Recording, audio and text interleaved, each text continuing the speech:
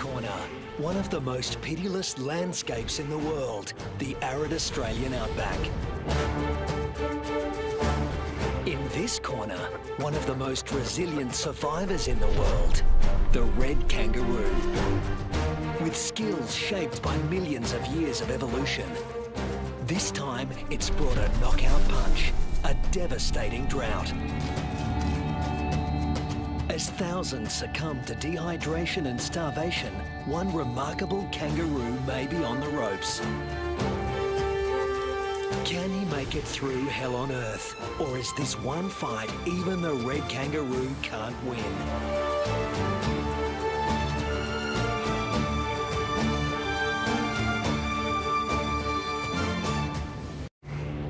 Australia, the oldest continent on the planet. Almost 3/4 of it looks like this. At its centre, it gets 5 inches of rain a year.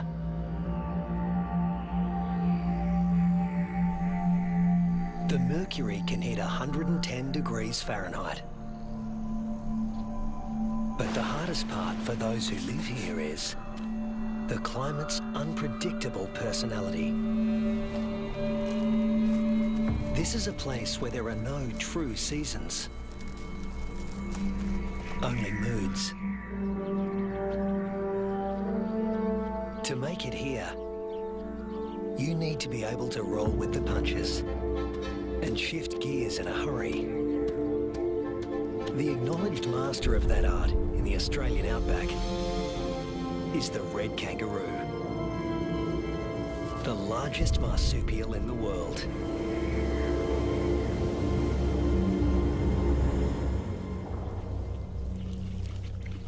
This female is pregnant.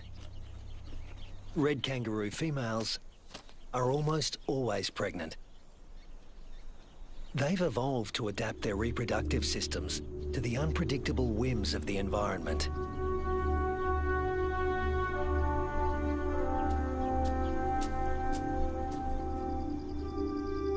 At any given moment, a female can have 3 offspring to care for, each at a different stage of development.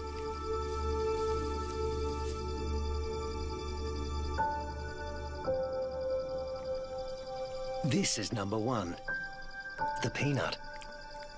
After 33 days developing in the womb, the newborn emerges as a blind, hairless, pink creature, roughly the size of a peanut. We call him Rusty. There's virtually no sign of the powerful hind legs we all associate with the kangaroo. He uses his arms to make the grueling trek up the belly to his mother's nipple, guided solely by instinct and smell.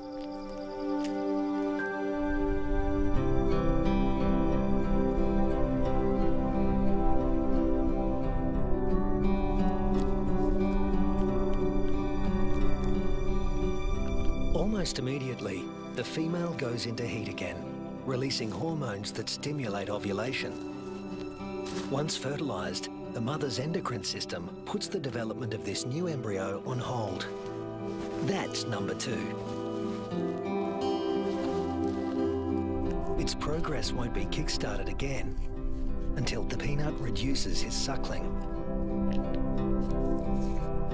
Number 3 is the joey, who's spending some time suckling from outside the pouch and some out on his own in the big wide world.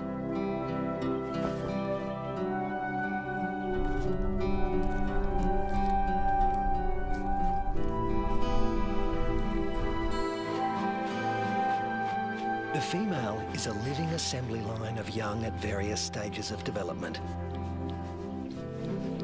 But when times are hard, the system has to be ruthless.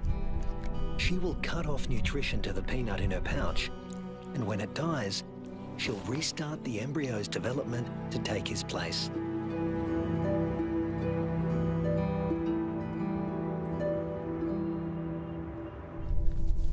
Rusty's developing nicely.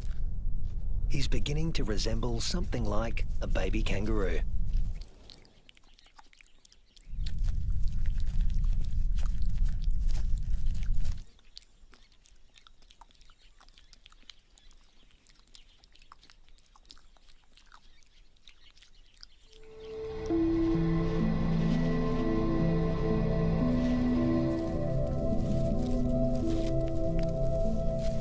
Now 3 months old, he can hear all the sounds of the world he'll soon be inhabiting. It's all so unfamiliar. It's not surprising he'd prefer to stay in the pouch for just a while longer.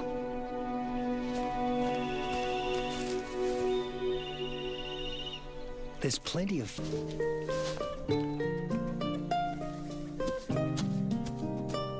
But Rusty's not the only one in the neighbourhood with a serious set of legs. An emu, the biggest native bird in Australia, announces his arrival.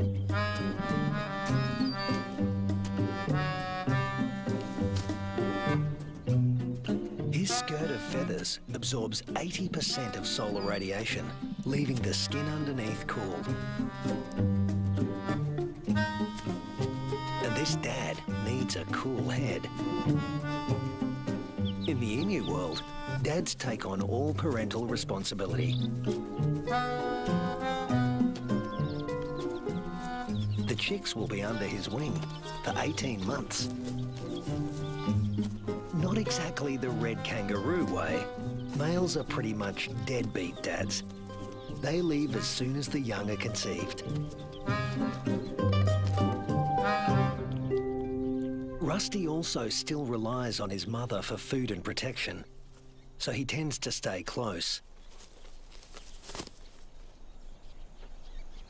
But apparently he's also got an independent streak. Maybe there's even more fun out there. Soon he leaves the rest of the mob and is in uncharted territory. Not a good place for a baby kangaroo to be.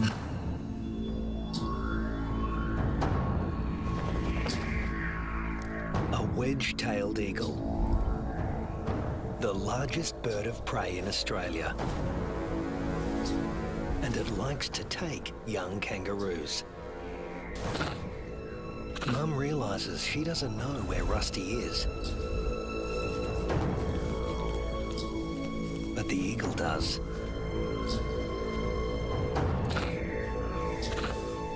Rusty's big ears and instincts tell him something's not right, but he's too young and inexperienced to know what it is.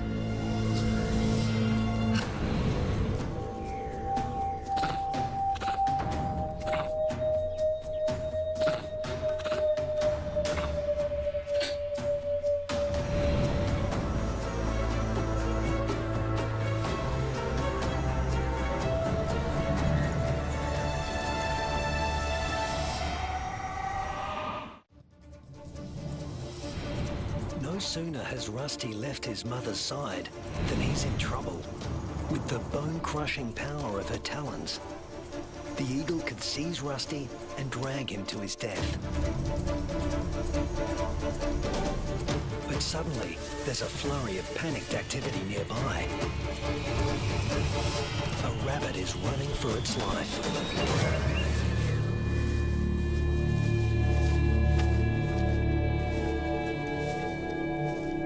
Luckily for Rusty, there was easier prey to be had. This time,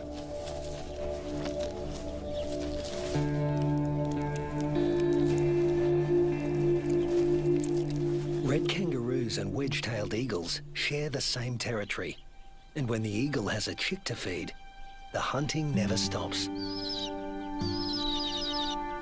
More than 10% of the eagle's diet is kangaroo.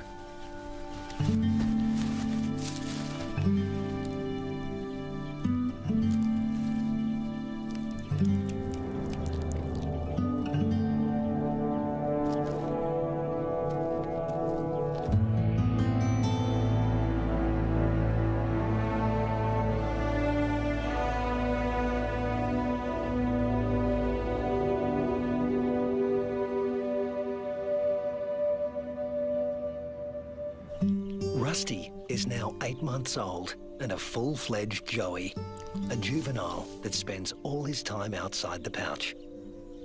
In a few months, he won't have Mum's milk to rely on anymore.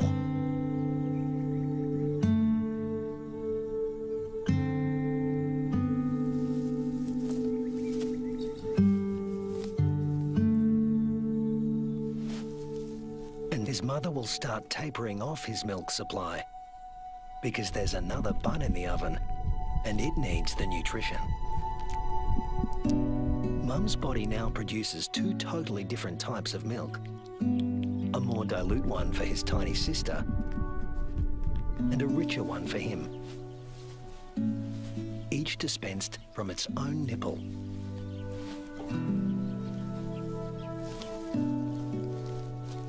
But males like Rusty are about 10% larger at weaning than the average female and are heavy drinkers.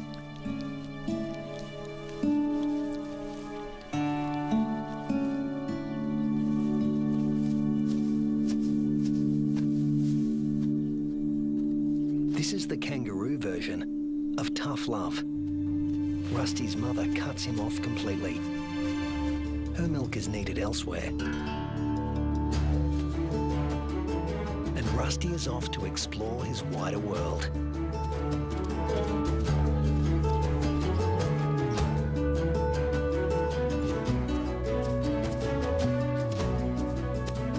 Before long, he happens on another group of kangaroos. These are grey kangaroos, smaller than reds and more suited to areas where the climate is relatively predictable. They don't conserve water as well as reds and prefer the shade of the wooded areas on the desert's edge. Rusty is apparently a new experience for them as well. It's like a get-together with distant relatives you've heard of but never met. Slightly awkward.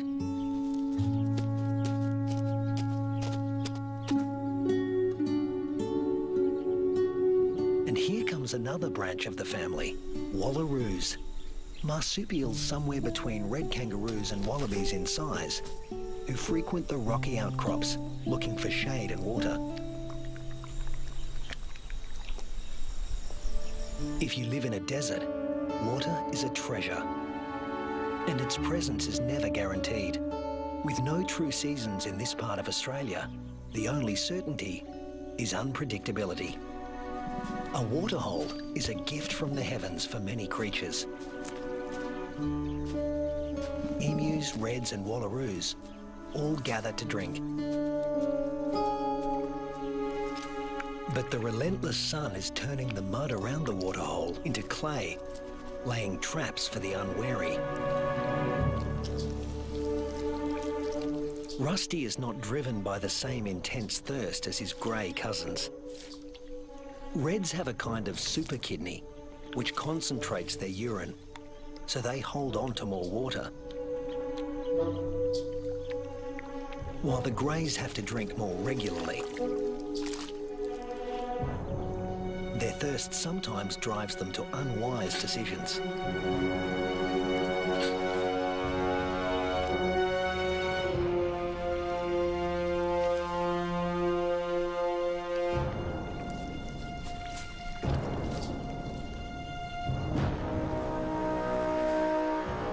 This young grey is in trouble, deep trouble, and he's drawing some unwanted attention.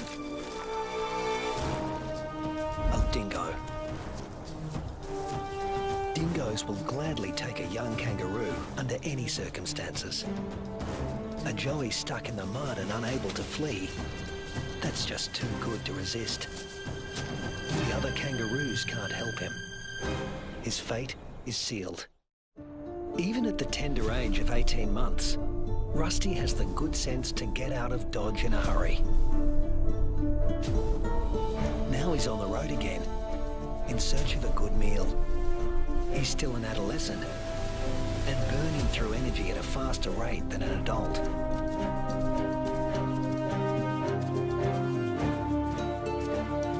Kangaroo mobs can number in the hundreds, but this one is relatively small.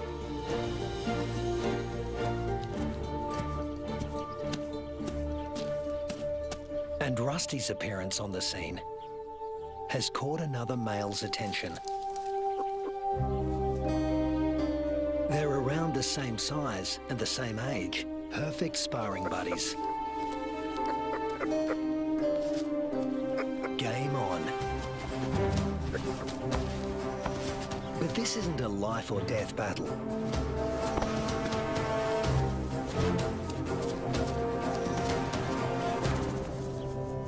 What they learn here will be crucial in later life, when the stakes are higher.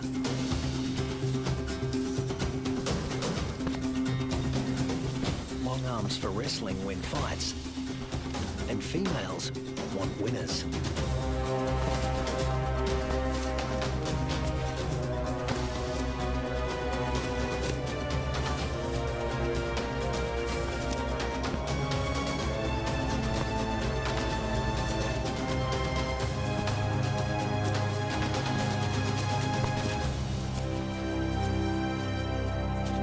Rusty doesn't come out on top this time, but the boxing experience is invaluable.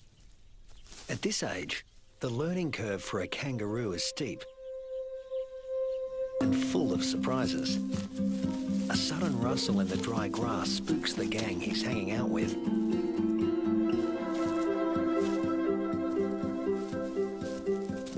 But Rusty's the curious type.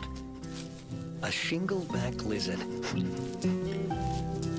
heavily armoured and with a thick tail that looks a lot like its head. Thus its other name, the two-headed skink. Rusty wants to know what he's supposed to do with this. Make friends? Try to box with it? Eat it? The lizard doesn't seem suitable for any of these activities. And Rusty eventually gives up on the relationship.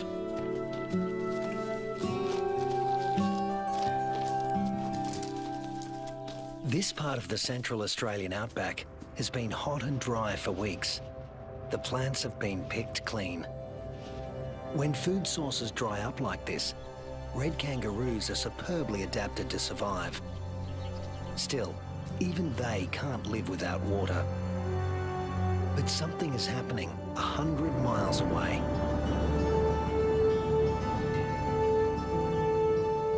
Where the sky has opened up and torrential rains are soaking the parched earth. These waters will end up in the Channel Country and be funneled inland hundreds of miles away from their origin. The channels are dry now, but because the region is low-lying, they won't be for long.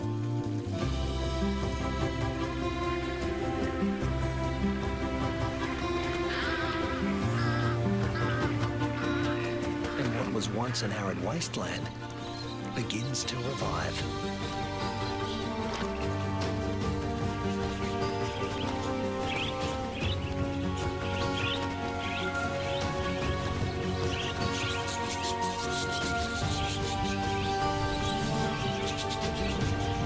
From the swirling flocks of budgerigars to the dingo mum and her pups, all are drawn to the life-giving waters.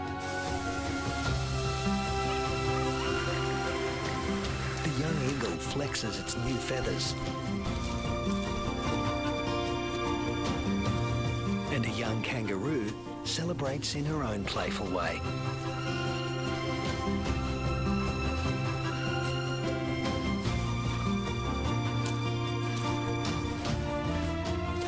Emus are water guzzlers, and adults can drink up to 4 gallons a day.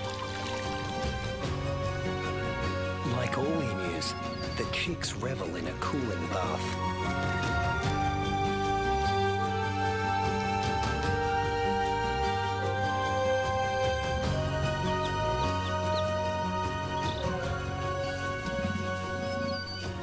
There are some 500,000 emus roaming around the outback, browsing on fruits and seeds. And what's good for the emus is also good for the rest of the ecosystem. As they move through the bush, they scatter the seeds of the flowers and fruit they've eaten along the way, which will sprout and become new plants.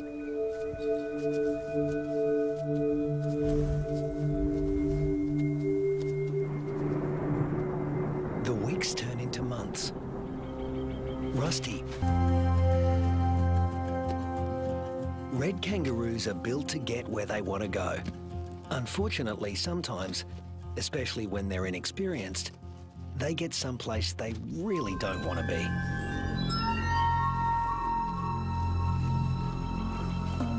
The inland taipan is the most toxic snake on Earth. There's enough venom in one bite to kill 100 full-grown men.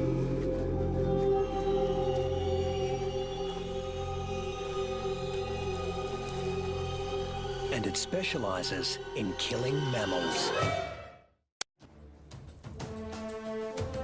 The Australian desert is the kingdom of the reptiles, but kangaroos know too well to leave all snakes alone.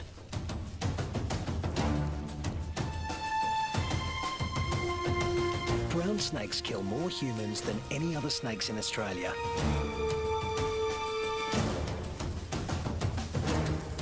But it's not the biggest reptile in the neighbourhood. This is. The Parenti, reaching 8 feet long, venomous and fast on its feet. A large Parenti will eat a small kangaroo. But today, it's got its eye on an eastern brown snake.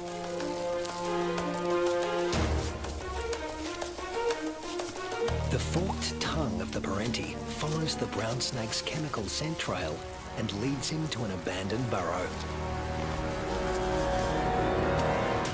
A burrow with only one entrance. With a Parenti in the picture, a sanctuary can easily become a death trap.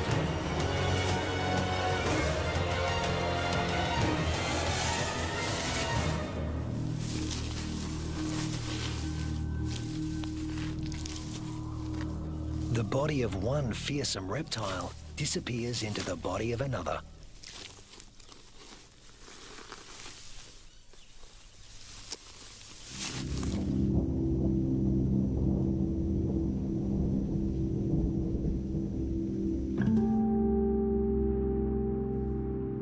The months roll on, and Rusty has grown in both size and experience. He weighs 150 pounds now and has dozens of sparring matches under his belt. Today, he finds himself with a mob he's met before. The one with the tough male who intimidated him last time.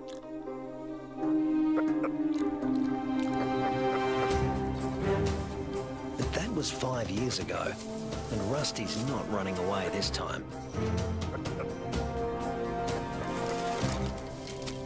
Each tries to attack his rival's head. Each instinctively keeps his own head back out of range. Although highly ritualized, fights between dominant males can mean a future as king or a loner, depending on the outcome. Testicles can be retracted. Don't want those damaged. Rusty, with the darker fur, is putting up a good fight, but the alpha male is more experienced.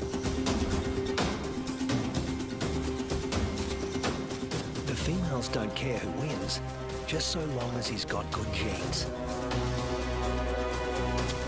But Rusty is younger than his opponent and in top fighting form.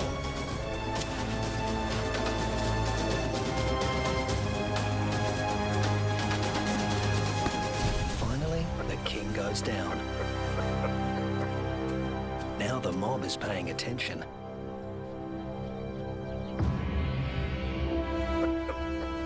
Rusty's the top male now, and to the victor go the spoils.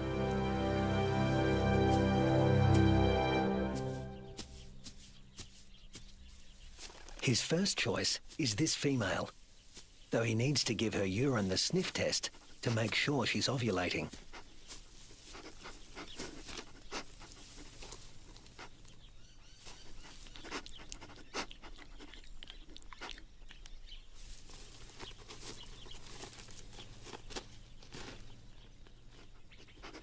She's ready. But Rusty has only a brief window of opportunity. She may only be receptive for a matter of hours. Better get to it. Mating doesn't take long, or wouldn't if there were only one female to consider. but Rusty's got miles to go before he sleeps. He's King Kangaroo now, and in addition to regular mating duties, he'll have to fend off other young roos who'd like to knock him off his throne, just as he did his predecessor. But that's not all Rusty has to worry about. The temperature is soaring and the land is drying out. Evaporation is sucking the life out of everything, flora and fauna alike. You can never tell when the weather will change, only that it will. And that's the origin of some of the red kangaroo's most amazing adaptations. They're masters of heat regulation.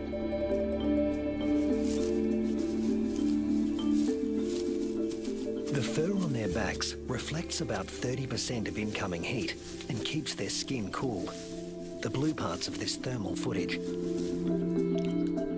Spreading saliva over their forearms cools the blood, which has been brought close to the skin's surface via a dense cobweb of capillaries.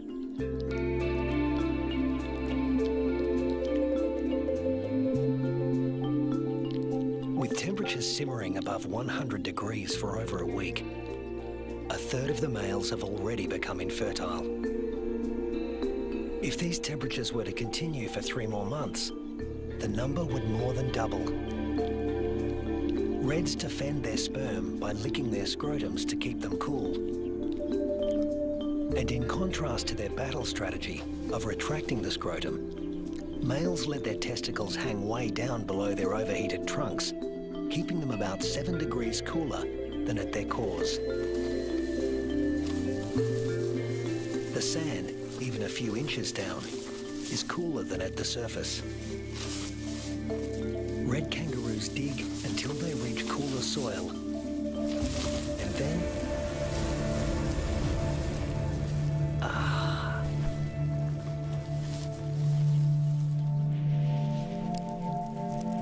it hasn't rained in months now. The dry, dead grass offers Rusty no nourishment. But then, unfortunately, these are dry electrical storms. No rain will come from them. But something else will. Something worse than hunger.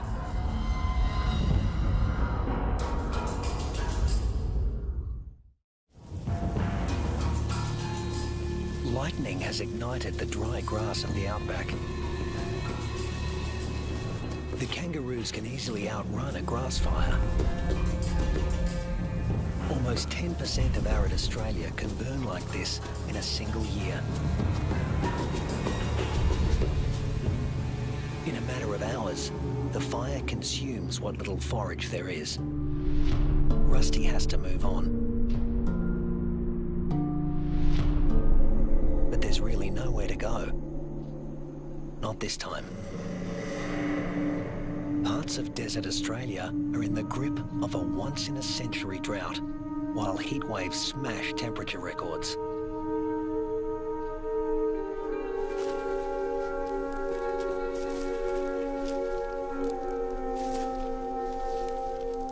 Nothing that lives here has ever experienced anything like it, Rusty included.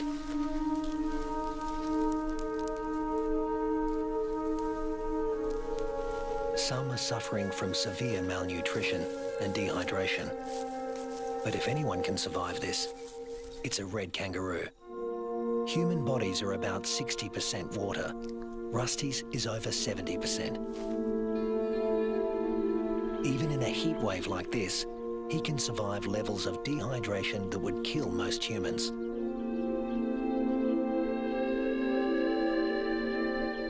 Reds only sweat when they're on the move. At rest, they pant, which uses less water than sweating. Raising their breathing rate to over 200 breaths a minute reduces their deep body temperature and cools their brains. And of course, they cover their limbs in cooling saliva. But there's a price to pay. Licking uses up precious water. If the drought continues much longer, this form of cooling will be too costly. The kangaroos stay under whatever shade they can find. When times get this tough, females switch off their milk supply. Maternal instinct is strong, self-preservation is stronger. Unweaned offspring outside the pouch are the first to die, and the young in the pouches are next. As it dies, the female reactivates her waiting embryo. But if the drought persists, it too will die, and she will stop reproducing altogether. Even Rusty, one of the strongest, is in trouble. In these conditions, the males are the first to succumb, especially the largest, who, like Rusty, need more food.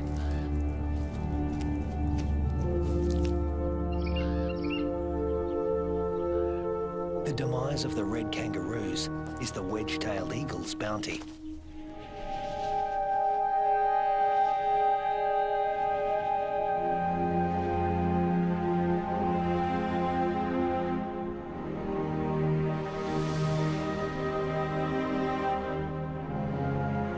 And it's not just the kangaroos that are suffering. The drought is taking its toll everywhere.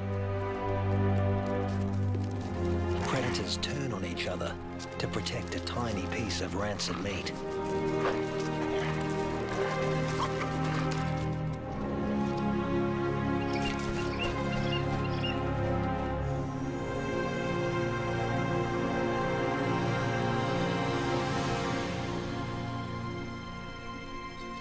This is the last remaining waterhole.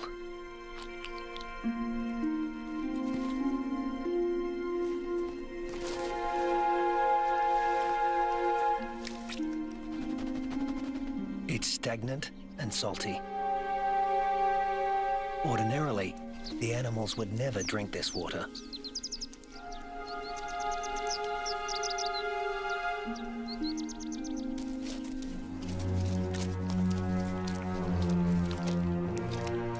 But desperation drives them.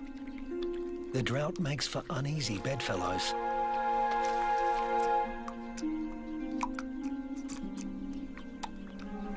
This is a sign of things to come. Heat waves in Australia are becoming hotter and more frequent.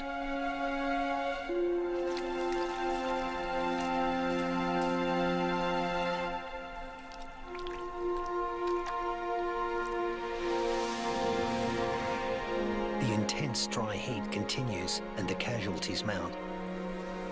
Among them are many of Rusty's offspring. In some parts of these desolate lands, drought can kill 8 out of every 10 kangaroos.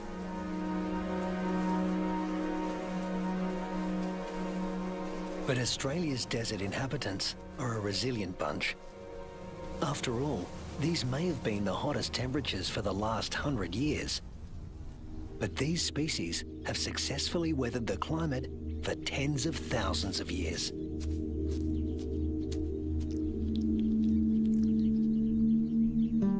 And Rusty is still here, conserving his energy and biding his time. A change is going to come. It always has. After 12 months of merciless drought, the landscape is dotted with the remains of those that couldn't hang on any longer. But in the Australian outback, all bad things come to an end. Eventually. Thunderclouds are gathering in the distance. Rusty seems to sense a change in the weather.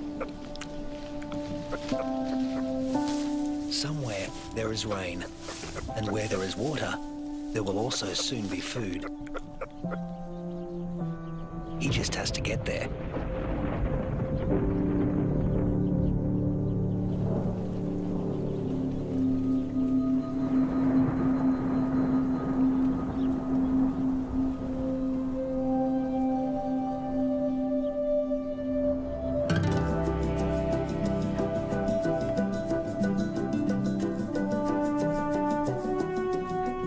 With what remains of his ebbing strength, Rusty heads in the direction of a storm.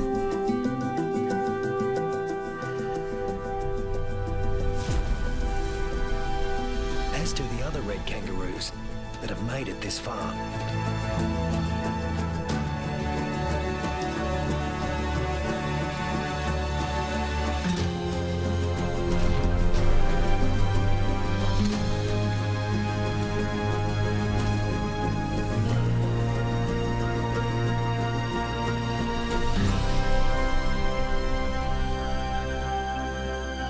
When Rusty reaches the area watered by the storms, he finds a world restored by rain.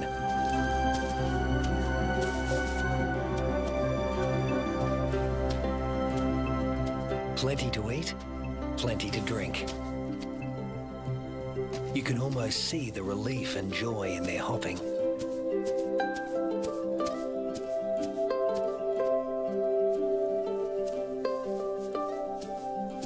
They will stay here and take in the nourishment.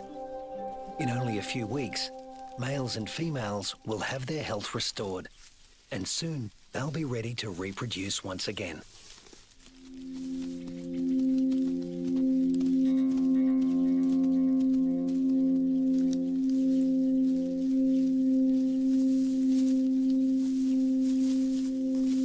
But before that can happen, they have to make it through this. A pack of hungry dingoes.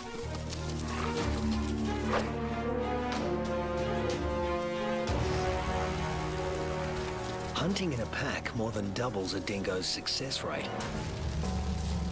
Normally, they'd go for the weakest kangaroos in the group.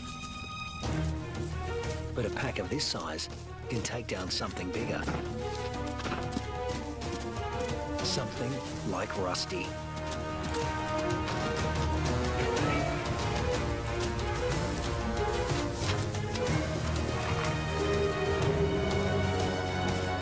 Luckily, his strength is completely restored, and he can travel at full tilt.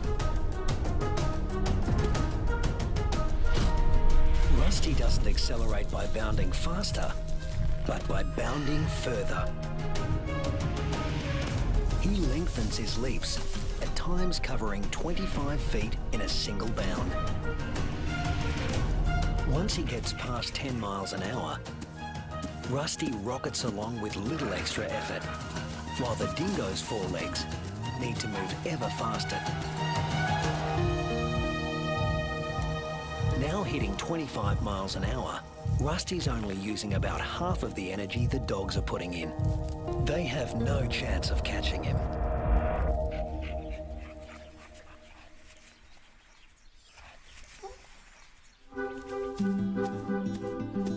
Now Rusty can turn his attention to replacing the offspring lost to the drought.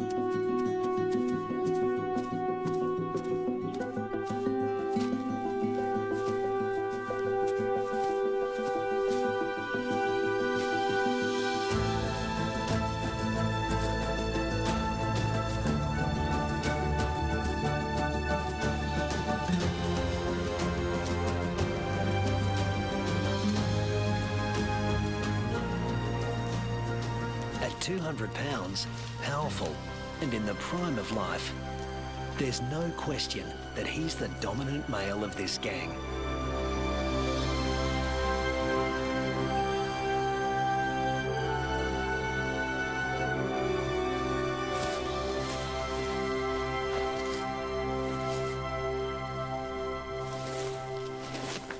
The young he fathers will need an advantage to survive a world as harsh and unpredictable as this one.